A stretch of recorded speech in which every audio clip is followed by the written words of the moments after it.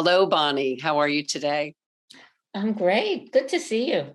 It's great to see you too. So, Bonnie and I met a while ago, and I was honored to be a guest on your Badass Women Over Mhm. 50 podcast. But now, today, we're going to be talking about Bonnie's story a little bit. She's going to be one of the recorded storytellers coming up for our event, the Third Act Quest Storytelling event at the end of October. So I want to introduce you to Bonnie, and then I'm going to get you to share a few things with us today. Is this sort of a meet the storytellers type of recording for us in conversation? So Bonnie is a lot of things. She's an award-winning entrepreneur. She contributes and writes for Forbes. She's an executive coach. And she really works in many ways to help women successfully navigate the workplace and to promote themselves and advance their careers. Especially, she's a leading expert in gendered ageism, which is powerful, pronounced, and sort of goes under the radar still, unfortunately. So thank goodness for Bonnie. She shares her message globally. She's on other people's stages speaking regularly. She has both live and virtual workshops. She blogs. I don't know if she ever sleeps, but she blogs, and her popular podcast that I mentioned, Badass Women at Any Age. And I do also want to mention your latest book, Bonnie, Not Done Yet, which is about how women over 50 regain their confidence and claim their workplace power. So he's really doing everything sort of converging around shining a light on this issue and giving women the tools and the voice to help change things. So it's very clear to me through all that you're doing right now, we know what your passion is. We know what your purpose is on this planet. So we don't have to dig in there. But what I want to really understand is a little bit about your journey.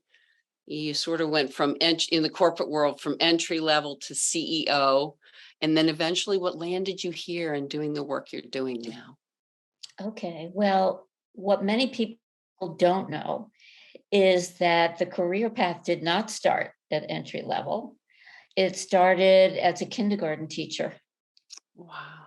So my master's is in early childhood education. Wow. And I got married right out of school. I had two kids, and I was teaching and got a divorce. So my kids were really young. And being a kindergarten teacher, which at that time I think was 3/4 time, it wasn't full time. But even if it were full time, it wasn't going to pay the bills. So I decided I needed a 9 to 5 job. And there was an ad in the local paper for a medical secretary, and I was pre-med for half of my college career. I said, I can do this. So I went in and they said, are you kidding? You're like overqualified.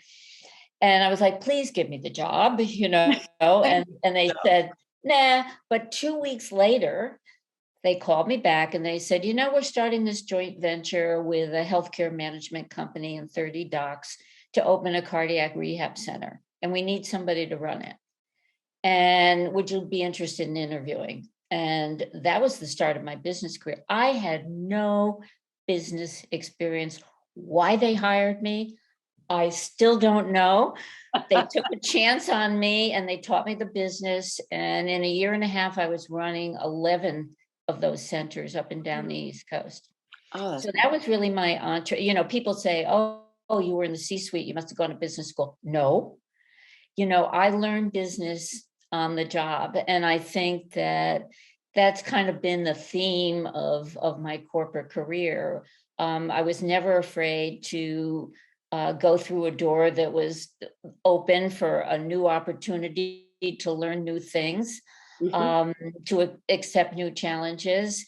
And I really had kind of the instinct, I would say, to build the kinds of relationships, nurture the kinds of relationships that really helped me and to help position me. I would say that from that first job, every job that I got after that was based on a referral. including the CEO job, somebody who had worked with me, somebody who knew about it and who said, hey, you might be good for this position. So I can't stress how important that was to my career, as well as not being afraid to try new things. Mm, mm. Um, I want well, to ask. I mean, I left corporate in 2007, and that was through a whole bunch of different personal things. I ended up living on Martha's Vineyard, a little island off the coast of Massachusetts, and I was running a very large sales organization, and that didn't work out. So I went back, got certified as a coach, and started my own business in 2007. And as you said, my passion to help women navigate their careers and really position themselves was based on my corporate experience, where I saw so many women being passed over, so many invisible women who really didn't know how to promote themselves, who really believed in the meritocracy. I'm just going to keep my head down and work, and that's going to get me ahead. And of course, Someone will notice that someone was going to come since 2 along. a.m. Yeah. Yeah. Man. And so that's basically been my path since I started my own business. At first, it was called Women's Success Coaching, and now it's Body Marcus Leadership. So I want to reflect on one thing that you said that really struck me, because your beginning of your career, as you say, you entered the world of business with no MBA or with no business experience, and they gave you a chance. They saw something in you. Let's flash forward. Not you, but almost any of us in our late 50s and definitely in our 60s walks in for a job of any sort. There's no give it a chance. There's no recognition of like, what the heck, look at all these, 30, 40 years of experience. It's almost this, so I just want to reflect on that in your personal life, how that flip has happened, and clearly why it's such a passion for you. Gendered ageism is, so talk to us a little bit about what you see and what you are trying to do to shift. Yeah, well, people will ask me how I kind of got more interested in this piece of coaching and supporting women in the workplace. And I had a client probably 5 years ago now, 58-year-old attorney who was working on the legal team in Silicon Valley, and she had always been a star, right? And things started to change, right? She wasn't invited to key meetings. She didn't get the same clients. She was the oldest one on that legal team. And I said, okay, this can't be an isolated incident. And that sparked my curiosity, because even though I was that age, I wasn't, and older, I wasn't in the corporate arena anymore. Right. So I started to do research and found that gendered ageism isn't on the radar, that there is no recognition that it's an issue for women. I mean, ageism is an issue for men as well, but it affects women earlier because of the emphasis on our looks and youthfulness and all of that. Mm-hmm. So I started to do a lot of interviews. I started to do a lot of research. And then, quite honestly, I just got pissed off. It's so unfair. And we as women, there isn't a level playing field to begin with, and now that we put in all this time and we have so much great experience and wisdom, to be pushed aside and pushed out the door. So I took it on and I said, first of all, I need to bring more awareness to this, that this is an issue. And I didn't want to be silent about it. And it's amazing. It was like opening up a can of worms, where all these women came out and said, yeah, this has been happening to me. And also giving women the tools, as you mentioned earlier, to be able to recognize it and deal with it and really own who they are at this point in their careers, and not be apologetic for their age, but learn how to put themselves forward in a positive way at any age. Right.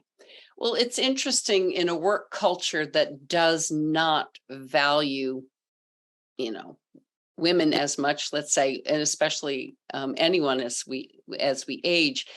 Is there also something well, this is my personal experience, is at this point, I used to say to my husband when I left my corporate role, don't worry, if it all hits the fan, I can always go back and get a job.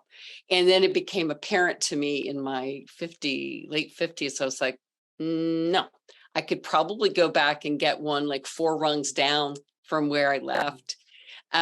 Maybe. Maybe if they even let me in the house. So, but talk to me about, you know, the well, I guess the obvious route that a lot of women are taking is just doing their own thing, but going like, I am not going to work in a culture that is that way. So talk to me, give me some So optimism I around. really want to make an important point here. Okay. And a lot of this is certainly based on the research that I've done. That's true. A lot of women say, okay, I'm fed up, and I'm going to go start my own thing. But I would say the majority of women don't have the resources to do that. They need their job.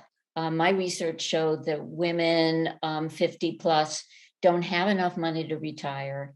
They need that job. And then when I've asked them, how would you rate your potential to keep working?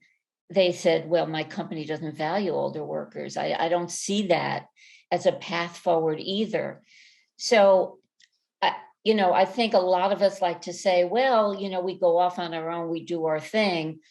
But the reality is that most women don't have the resources and the freedom to be able Or to do that. perhaps it's also an inclination. To be an entrepreneur is a scary thing for so many people. It requires Absolutely. faith, fearlessness and some resources, perhaps. But talk to me, give me some optimistic view of the workplace. And then I want to get back to you. But give me some optimism that there is a growing awareness, or actually, tell me the things that you believe will be happening on the positive side of things in the upcoming years. Well, I think it's my hope that ageism will begin to be included in DEI initiatives, that there is enough noise about it and it keeps building momentum. Certainly, I think I was one of the first to bring attention to gendered ageism, but there's so many people now on the bandwagon who are saying the exact same thing, who have formed organizations, who are activists. And so these things take time. But it's my hope that companies will begin to realize the business case for keeping older workers, especially women, in their workforce, because there's a great new book out called Stage Not Age by Susan Golden from Stanford. And I interviewed her and I wrote about it on my Forbes column. And she talks about the $22 trillion market opportunity around longevity.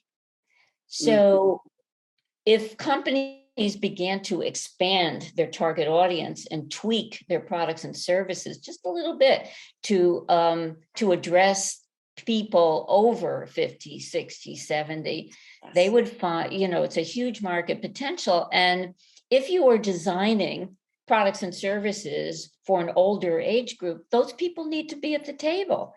You don't want just all 30-year-olds doing all the innovative things. A walker attachment to that. Yeah.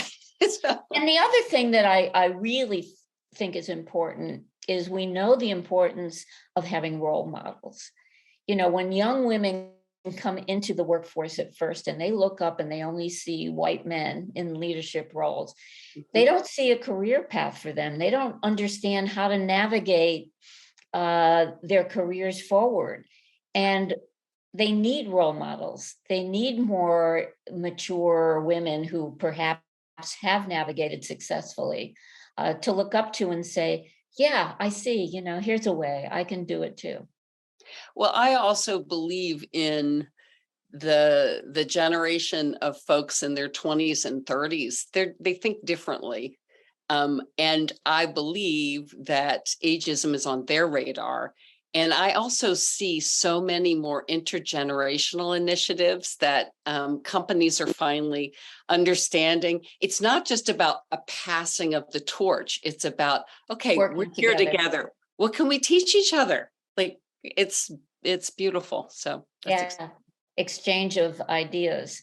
And another point I want to bring up based on my research is that ageism for women, gendered ageism, is at every stage of our career. true. So 77% of the women under 35 who were part of my research experienced gendered ageism. Wow. So their opinions not being valued, not being asked into key meetings, not given the same kind of clients. And that's because they look too young, or they're considered they don't have enough experience. Then you go to the other end of the spectrum, and the same things are happening, but it's because, the experience isn't valued. Yes. And we're considered to be like over the hill. So gendered ageism happens heavily at each end of the spectrum. It only improves around 35 to 40 years old, but still 60% of the women said they experienced it then. And that's when we perhaps have that motherhood penalty.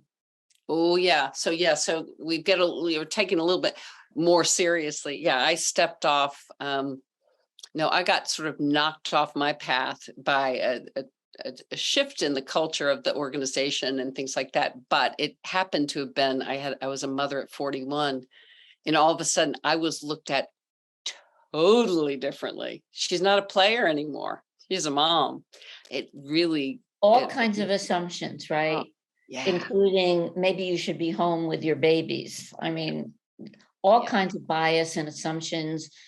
You're not on the leadership track anymore. If you take time off, it's really hard to get back. So it happens at every stage of our Well, career. thank you for doing what you do and throwing so much care into it. I want to bring up something because one of the questions I asked you that you shared a little hint of something you're working on now. I like to ask people what's next. There's always an iteration, but in your experience now, what's next for you? What are you trying? What new thing are you exploring right now? Well, thank you for asking. Because my third act perhaps will look very different than the first and the second, when I was climbing the corporate ladder and totally focused on, uh, business and business initiatives. Not that I don't do that now, but I found that in recognition, I think, of my third act, I wanted to try something totally, totally different. I thought about, well, maybe I should write a novel. Maybe I should, because I'm always doing nonfiction. Mhm. Um, but after I did the research, I was really on the path of doing a documentary on gendered ageism, which I still may do at some point in time. Mhm. But I did say to myself, who's going to watch it? It's the people who already believe in gendered ageism. It's not necessarily going to change the narrative Mm, the way I mm. wanted to. Yeah. So I walked out on this gangplank. I I am trying something totally new, and that's I'm writing a screenplay for an animated film where an older woman is the superhero. Oh man, I love it. I already see the action figures that'll go along with this after the film breaks. she'll be on my desk. Whether it's ever produced or not, I mean, it's just been a trip for me. It's been the most challenging thing. Learning how to develop the plot lines, develop the characters, and Oh my, even just formatting the screenplay. So it's I exciting. think, keeping your brain, well, I think curiosity is at the core of all joy and all exploration. So this curiosity combined with your passion is leading you to be an animated filmmaker. No one, you would never have said, "Oh, I think I might do that," a little later on. I Now, love, just like I never thought, oh, I think I'll be a CEO. You yeah, never know, yeah. right? You never know. So it's about curiosity and possibility, right? Our third acts can be so amazing, and you were proof of that. And thank you so much. We're not going to be able to see you live for the Right. storytelling event. You're otherwise engaged. You've got a lot on your plate, but I just appreciate your being here today, and I look forward to talking to you again very soon. Have a great one. I do too. I look forward to it. Thank you.